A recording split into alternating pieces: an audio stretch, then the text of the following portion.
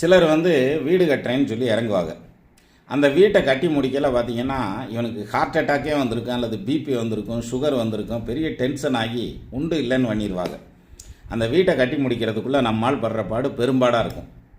இது யாருக்கு நடக்கும் அப்படின்னா, சுக்கிரன் இருக்கார் இல்லையா, அவருடைய ஜாதகத்தில் இருக்க சுக்கிரனோட கேது இருந்தாலோ, சுக்கிரனுக்கு 5ஆம் இடத்துல அல்லது 9ஆம் இடத்துல கேது இருந்தாலோ, அவங்க வீடு கட்டுறதுங்கிறது பெரிய சேலஞ்சிங்கான விஷயம்.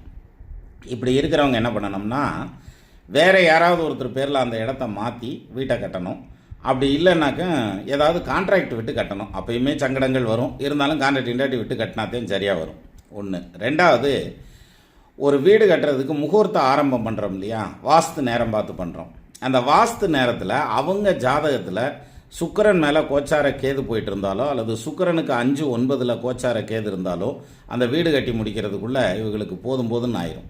ஸோ அந்த மாதிரியான லக்னத்தை தவிர்த்துட்டு, அது முகூர்த்த நேரமாக இருந்தால் மட்டுமே போதும், வாஸ்து எந்திரிக்கணுங்கிறது இல்லை. மற்ற ஒரு முகூர்த்த நாளில் கூட பாலக்கால் போட்டு வீட்டை கட்ட ஆரம்பிச்சிடலாம். அந்த வீடு நல்லபடியாக கட்டி முடிச்சிருவாங்க.